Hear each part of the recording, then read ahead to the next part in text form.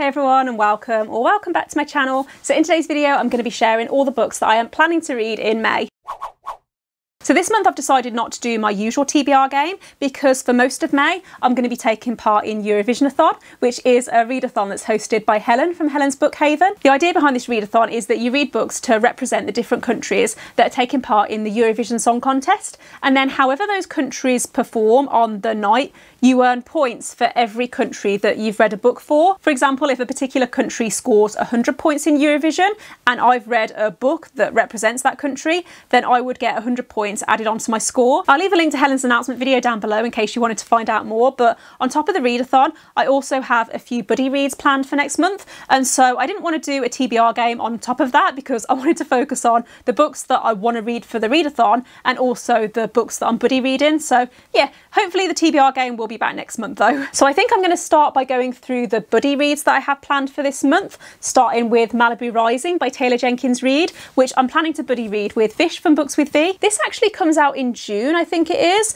but I wanted to read it before then because I have an advanced copy through NetGalley and I wanted to have time to read it and review it before it comes out. Taylor Jenkins Reid is the same author that wrote The Seven Husbands of Evelyn Hugo and Daisy Jones and the Six, and Evelyn Hugo is one of my all-time favourite books. I think if I had to put together a list of my top 10 favourite books of all time, then Evelyn Hugo would probably be on that list. Daisy Jones I did enjoy. I didn't enjoy it as much. However, I do love Taylor Jenkins Reid's writing. I think she has this amazing way of writing characters that feel very, very real, and so I'm really hoping that her new book is similar. Also in May, I'm planning to buddy read The Poppy War with my cousin Laura because we have both been wanting to read this book for a while. It's probably one of those books that has been on my TBR for the longest, especially since I started BookTube.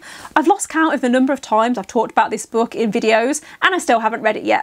Ashley from A Frolic Through Fiction is actually hosting a readathon this month called the Do the Thing-a-thon, where the idea is that you do the thing that you've been putting off doing all year. And I made a video back in January where I spoke about 10 series that I really want to start in 2021, and so far I've started one of those series and finished it, to be fair, but that means that there's 9 other series that I still need to hopefully start this year, and The Poppy War was on that list, so hopefully I will also get around to reading that in May. Okay, so those are the 2 books that I'm planning to read outside of Eurovisionathon, and I'm now going to go through the books that I'm hoping to read for Eurovisionathon, starting with Sweden. So for Sweden, I'm planning to read A Man Called Uwe by Fredrik Backman, which I was meant to read in April, and to be fair, it's currently the 25th of April, so there is time. I could start it before the end of the month if I finish my current read, but this is another book that has been on my TBR for a really, really long time, and Fredrik Backman is an author that I've read one of his books. I read Beartown in December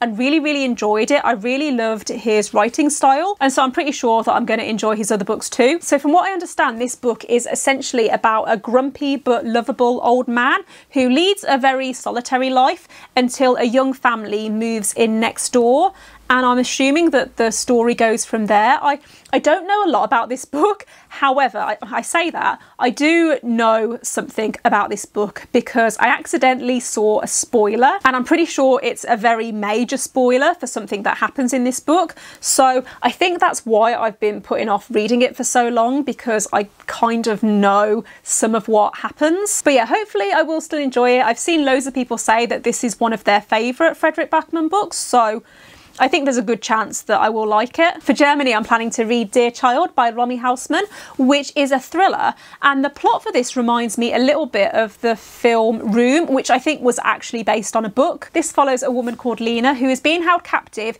in this shack in these woods along with her 2 children. However, one day she does manage to escape, but the nightmare doesn't end there, because even though her name matches the description of a woman that went missing around the same time that she did, there are certain things that aren't really fitting together. I have heard really good things about this book, and I think it was also the Waterstones thriller of the month for January, which seems pretty promising, so hopefully I will enjoy it too. Germany was actually one of the last places that I visited outside the UK before we went into lockdown last year. I went to Berlin with some friends in February 2020, which seems like a really long time ago now, but we had a great time. I loved Berlin. I think it's one of my favourite cities that I've ever visited. The food was amazing, the beer was incredible, and I miss being able to travel, but I'd love to go back to Germany one day once we're obviously allowed to travel again. The next country on my list is Iceland, and for this I have a few options because I have requested an ARC of a book called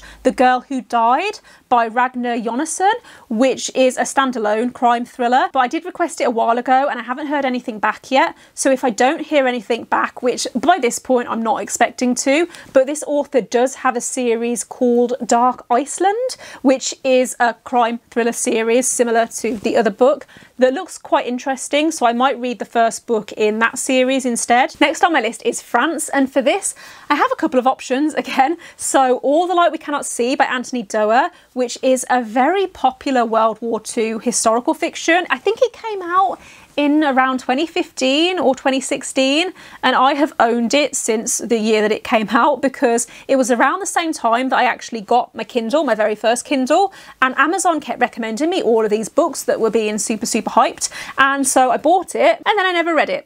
I think I tried the first chapter and couldn't really get into it, but maybe Eurovisionathon will be the final push that I need to finally read this because I know that it's really popular and I know that a lot of people love this book. Another book on my list is Lullaby by Leila Slimani, which I believe is a thriller about a couple that hire a nanny to look after their two children, and at first she seems perfect, but then I believe that something goes wrong, and I've heard that this is quite dark and that it has a lot of social commentary, so sounds like the kind of book that I would enjoy. It's also available on Scribd as an audiobook, so I think I'll probably listen to it that way. Next on my list is Spain, and for this I'm planning to read The Shadow of the Wind by Carlos Ruiz Zafón. I believe that this is a literary thriller about a boy who finds a book in a library and then he starts to do some research into the author, and it turns out that there's someone out there who is destroying all of the books that are written by this author and no one knows why. So there's also a mystery to the story. I love mysteries, and I've heard so many people talking about this book, so many people saying that it's beautifully written and that it's very atmospheric, and so it sounds like the kind of book that I would love. Next on my list is Portugal, and for this I'm planning to read A Curse of Roses by Diana Pinguicha. I hope I've pronounced that right. I think it was Marta from Of Waves and Pages who I saw talking about this book in a video, and it sounded really interesting. This is a historical fantasy, which I love. I love fantasies that are set in historical settings, and I believe that this is also a retelling of a Portuguese legend. It follows a princess who everything she touches turns into roses, including food, and at this time there's a famine that's plaguing the land and the people of Portugal are starving, and so she needs to learn how to control her magic. Goodreads describes this as a very epic tale of mystery, magic, and making the impossible choice between love and duty. I've also heard that there's a female-female romance in this book, so it sounds like the kind of book that I would enjoy, and really excited to get around to it. Next on my list is Greece, and for this I'm planning to read Song of Achilles by Madeline Miller,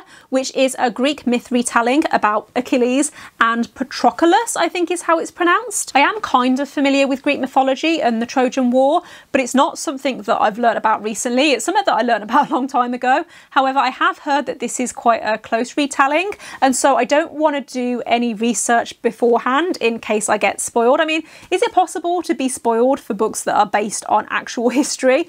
I don't know, but I thought it might be quite interesting to read this and then do the research afterwards. I have heard that this is very beautifully written, but it's also very sad. I haven't read Circe, which is another book that I've heard is really popular by this author, but if I enjoy Song of Achilles, then I would like to read that next. Next on my list is Italy, and for this I think I might read Kingdom of the Wicked by Kerri Maniscalco, which is a fantasy romance that follows a young woman called Emilia, who is a witch, and at the very start of the book, like right at the start of the book, her twin sister is murdered, and Emilia uses her magic, or she uses dark magic, to summon a prince from hell who claims that he can help her to get revenge. Heard a lot of great things about this book. I think it had quite a lot of hype when it came out that's now died down a little bit, but I'm pretty sure that it's the first book in a series, and the next book comes out this year, I think. I'm sure that I've seen a cover floating around, and the cover for this book is absolutely beautiful, so I'd be interested to see what I think of it. Although let's be honest, I don't need to be starting any more series right now. There's already too many series that I need to read,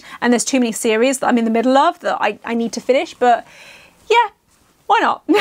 Okay, so those are all the books that I'm planning to read in May. There are a few other books that are on my radar, but I didn't want to mention them in this video just in case I don't actually get around to them. And I didn't want to make this video too long or this list too long just because I didn't want to overwhelm myself. But yeah, if you're planning to take part in Eurovisionathon, let me know in the comments what books you're planning to read, and let me know if you've read any of the books that I've mentioned on my list and whether you enjoyed them, what you thought of them. And don't forget to give this video a thumbs up if you liked it, and click subscribe if you haven't already. And I will see you next time. Bye.